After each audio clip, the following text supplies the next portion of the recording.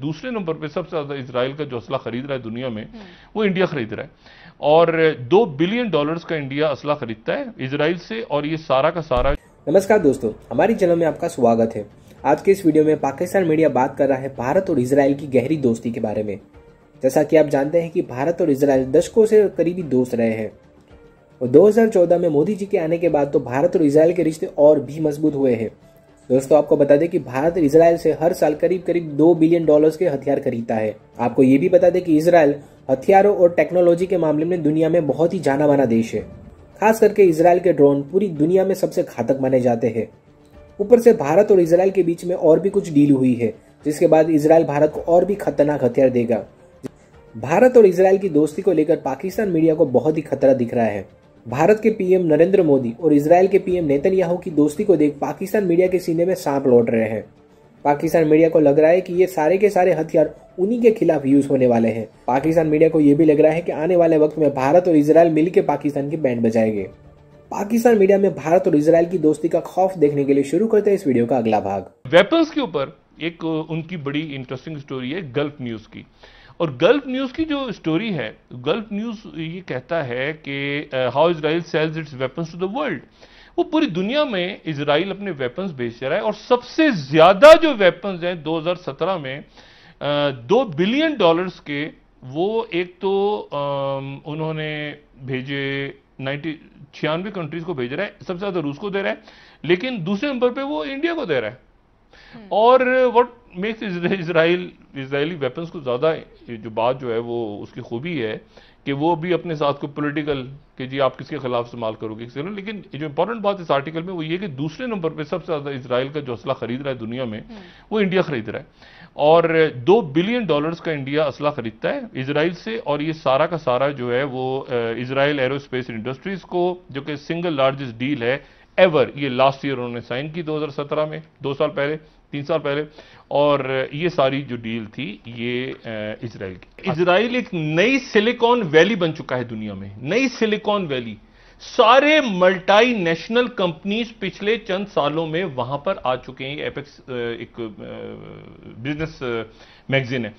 अब और मैं आपको बताऊं कितने आ चुके हैं, कुछ 450 बड़ी मल्टीनेशनल के जो हेडक्वार्टर्स हैं, हेड ऑफिसेज हैं, वो आ चुके हैं। 1949 में एक छोटा सा अदारा इजराइल में आके कायम हुआ था, उसका नाम क्या था, IBM। 1964 में एक छोटा सा अदारा कायम हुआ था इजराइल में, उसका क्या नाम था, मोटरोला। जरा अंदाजा 64 में 1974 में एक अदारा बना था कि उसका क्या नाम था, इंटेल। ये जो लैपटॉप्स और कंप्यूटर लेके घूमते हैं। अच्छा, और मसला यह है कि 1988 से 88 से वहां पे एक अदारे का हेडक्वार्टर काम कर रहा है जिसका नाम है माइक्रोसॉफ्ट। मसला यह कि उन्होंने अपना असला बेचा सारा इंडिया को। इसराइल एक मकसद के तहत बना है, और मकसद यह है कि यहां पर एक ग्रेटर इसराइल ने कायम होना है, जो कि हजरत दाऊद अलैहिस्सलाम और हजरत सुलेमान अलैहिस्सलाम के जमाने में जो यहां पे रियासत थी, जो ग्रेटर इसराइल था, वो रियासत मतलब एक मकसद है। मतलब कोई जमहूरियत नहीं कायम करनी उन्होंने कोई यहां पर कोई सदारती निजाम नहीं, एक मकसद है जिसके तहत वो, उनका आइन क्या है, ऐहदनामा कदीम उनका आइन है, उनका कॉन्स्टिट्यूशन है, ठीक है ना। तो बात यह है कि वो उसके तहत वो यहां पर आए, पूरी दुनिया से यहां के वो बस गए, और उसी के लिहाज से वो काम करते रहे चलते रहे आगे। अच्छा, नजरियात को अपने लेके, और साथ साथ उन्होंने तरक्की की टेक्नोलॉजी में, उन्होंने तरक्की इतनी ज्यादा टेक्नोलॉजी में की कि आप ये सुन के, मतलब ये बड़ी लोगों को हैरत होगी इस बात पे सुन के कि साइबर को अगर देख लें तो साइबर के अंदर इसराइल जो है इस वक्त ग्लोबल लीडर है। ये अमेरिकन खुद कह रहे हैं कि साइबर वॉरफेयर, जो कि साइबर या स्पाई वेयर है, उसमें जो है वो 39% उनका इजाफा हुआ है, हो जाएगा 2027 तक। ये US न्यूज़ की रिपोर्ट है। और पूरी दुनिया में वो साइबर को इस वक्त, साइबर के अंदर वो आगे हैं।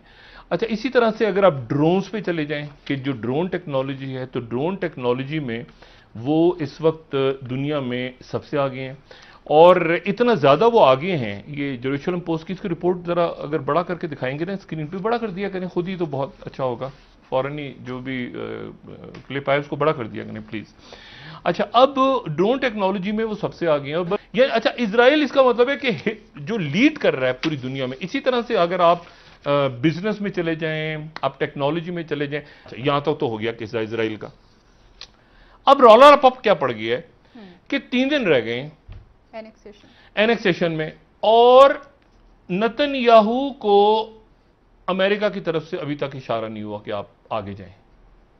एक हफ्ता पहले अमेरिका अटक गया, ट्रंप अटक गए। एक यानी सारा कर करा के एक दिन पहले अमेरिका कह रहा है, एक हफ्ता पहले, कि जी ऐसा है कि हम जो है वो अभी देखते हैं, अभी इसको कुछ करते हैं, अभी हम बताते हैं आपको, ये करते हैं। अच्छा, आज कैबिनेट की मीटिंग हुई। कैबिनेट की मीटिंग का एजेंडा ये था, इनका ख्याल ये था कि वहां से सिग्नल आ जाएगा अमेरिका से। लेकिन अमेरिका से सिग्नल नहीं आया, तो कल कैबिनेट की मीटिंग दोबारा होगी।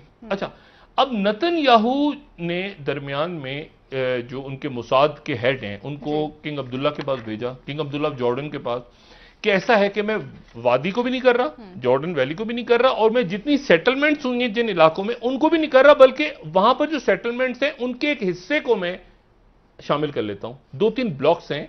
अच्छा, ये सामरा का इलाका या जूडिया का इलाका, ये वो इलाके हैं जिनको बाइबल की जबान में इस्तेमाल किया जाता है। ये सूरत हाल जो है ना, अब रह गए हैं ये 2-3 दिन। ये 2-3 दिन अहम हैं। अहम इसलिए हैं कि एक छोटी सी, आप समझें कि रियासत जो है 14 मई 1948 को वजूद में आई थी। छोटा सा एक मुल्क वजूद में आया था, नक्शे पे जाहिर हुआ था, इजराइल उसका नाम था।